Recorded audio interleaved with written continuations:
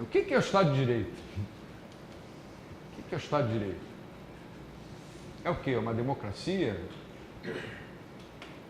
O que era o Estado de Direito por Hayek? Seria uma sociedade regida por normas gerais de justa conduta, bem simples, concisas, do direito não positivo, nada a ver com Kelsen, né? Kelsen. Gerais, abstratas, prospectivas, quer dizer, não pode fazer uma lei retroagindo, e iguais para todos, e baseadas principalmente em usos, costumes e tradições, no direito consuetudinário. Se nós perguntarmos a um advogado formado num desses países, na Áustria, por exemplo, ou na Alemanha, quais são as fontes do direito? Isso quem dizia muito era o professor Aguilene, que era advogado também. Quais são as fontes do direito? Ele vai te dizer, primeiro, são os usos, costumes e tradições. Depois, a jurisprudência. Em terceiro lugar, a Constituição. Se perguntar a um advogado formado no Brasil, ele vai te dizer as mesmas coisas, só que ele vai inverter a ordem. Na verdade, especificamente na Áustria, que é o lar de Kelsen, você não vai ouvir essa resposta não. A Áustria já mudou. Isso foi na época do Hayek. É uma resposta mais na linha de Kelsen, que teve uma influência muito grande, né, no mundo inteiro. Inclusive no ciclo de Viena também, muito sentido. Onde você com certeza ouve essa resposta são dos Estados Unidos e na Inglaterra. Na Inglaterra. Em todos os países da Commonwealth. Eu conheci um professor de direito americano que passou uns tempos no Brasil dando aula na PUC. E ele era professor de direito constitucional. Ele não conseguia entender como é que era o currículo lá. Ele não conseguia, ele ficou completamente perdido, porque era um negócio completamente diferente do que eles estudam lá, né? Da tradição britânica, né? A nossa tradição é o que? É romana? Romana, né? A gente chama de civil law, né? Civil law, e a deles é common law. Esses três pilares, a partir do final dos anos 80, vem, felizmente, se transformando em consenso no mundo ocidental. Não sei se vem, hoje em dia, você já pode questionar isso. Embora alguns países, em especial algumas repúblicas da América Latina, venham dando passos de recuo, como Venezuela, Bolívia, Equador, Argentina. Hoje vocês viram as postagens do Gabriel Zanotti no Facebook. As medidas estão sendo tomadas na Argentina, cada vez mais restringindo as liberdades individuais. Vamos fazer um intervalo, depois, eu falei que a aula era mais curta, depois a gente faz um bate-papo aqui. Vamos fazer uma discussão aqui entre nós. Eu queria só dizer que eu coloquei esses assuntos na aula de hoje, embora não tenha colocado em nenhuma outra aula do curso, porque eu acho eles de uma importância vital. Se nós ficarmos só na economia e na praxeologia, por melhor que a praxeologia seja, nós não vamos discutir nunca esses valores que, na verdade, é o que vem provocando as desgraças do mundo. Se a gente olha para a economia e vê governos gastando mais do que devem, isso é imoral. Formando dívidas soberanas de 90%, às vezes 120% do PIB, isso é imoral. Ministros sendo demitidos por corrupção, isso é imoral. E mil outros exemplos. Então, se a gente não falar em questões éticas e morais, só que eu deixei para falar isoladamente, depois que eu terminei toda a parte de economia. Mas nesse final aqui eu queria que vocês falassem assim, o que vocês pensam sobre qualquer tema do curso, até se quiser eu acendo de novo aí.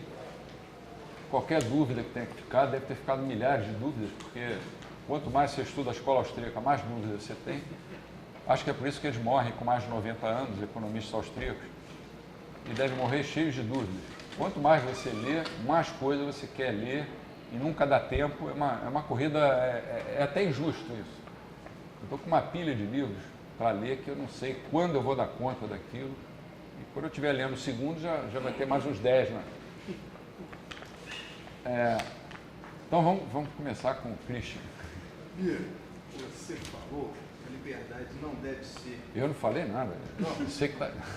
não deve ser o fim supremo. Supremo. Quer dizer, minha escala de valores, a liberdade é um fim em si mesmo. Aliás, eu acho que eu aprendi isso de você na graduação, né? Mas a liberdade para mim é um fim em si mesmo. E se eu tiver, claro, entre morrer de fome não, mas se eu tiver uma perda, se fosse necessário, tivesse um trade-off entre liberdade e alguma perda material, eu preferiria ter a perda material, desde que não seja super grande, a perda da morte não adianta, né? Para ter a liberdade. A liberdade vale alguma coisa, abrir mão de outras coisas.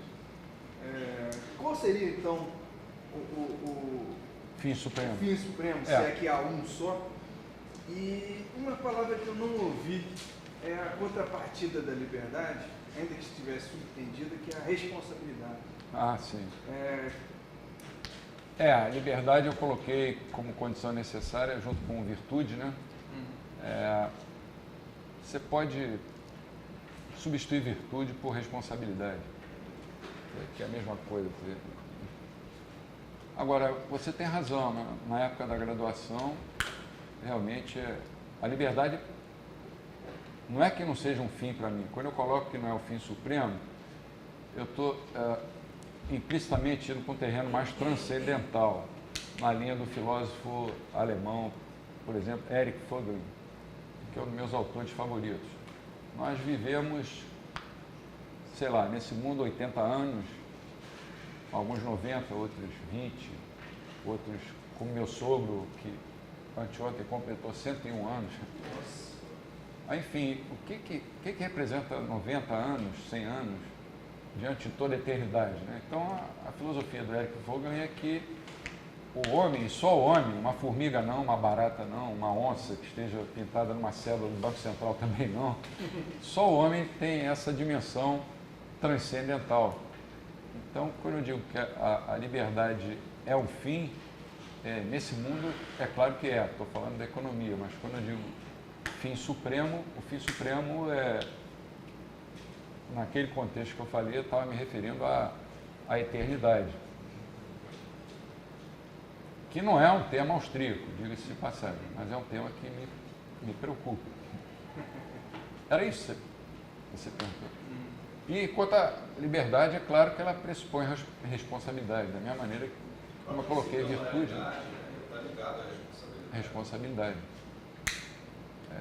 Embora as pessoas hoje em dia defendam, por exemplo, estava conversando agora com o Bernardo ali, quando algumas pessoas se referem à dignidade humana, elas estão se referindo aqui a toda pessoa, para ter dignidade, deve ter direito à saúde pública, à educação pública, tudo do Estado,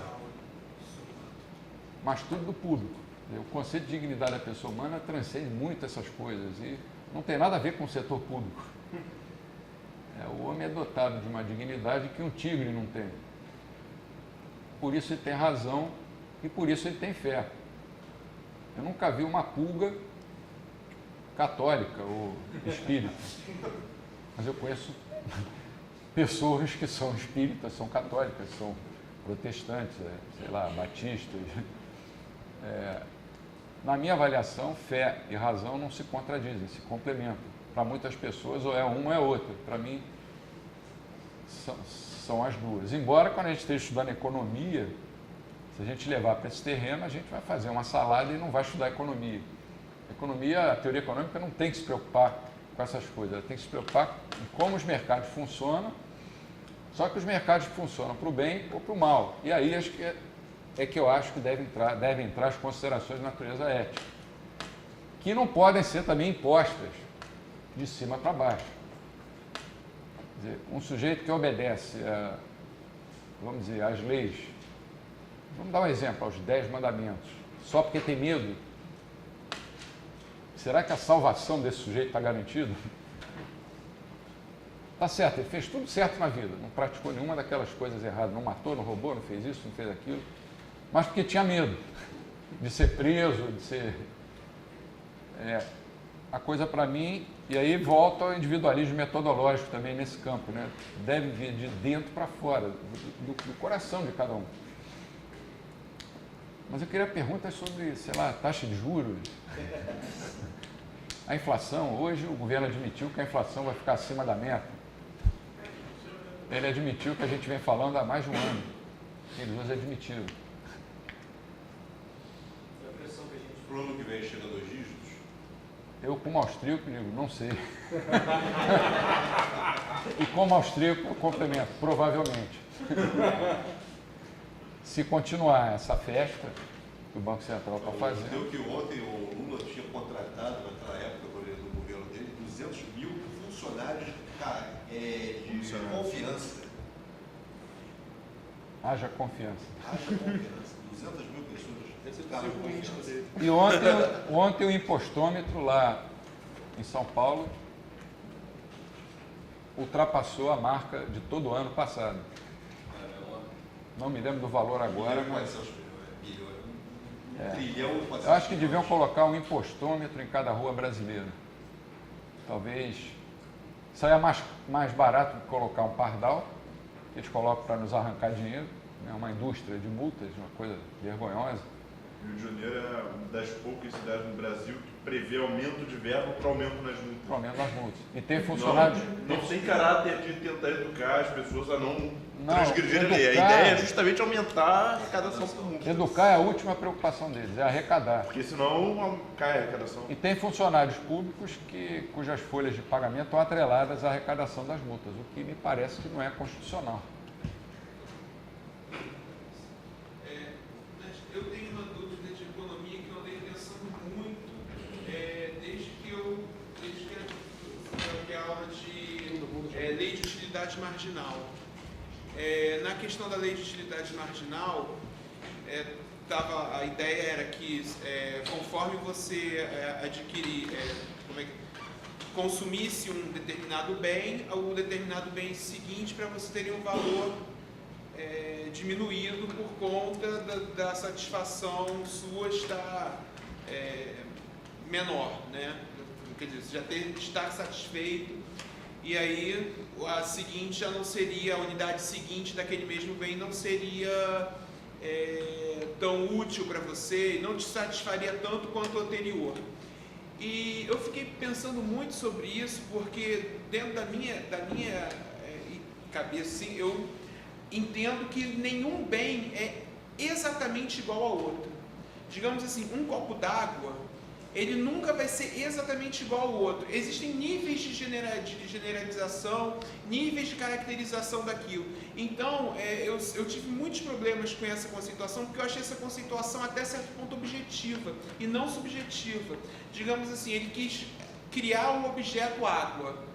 Não, água é um objeto, um objeto que é sempre igual. Não é, um copo d'água nunca é igual ao outro, por mais que tenha células iguais, moléculas iguais, etc. e tal.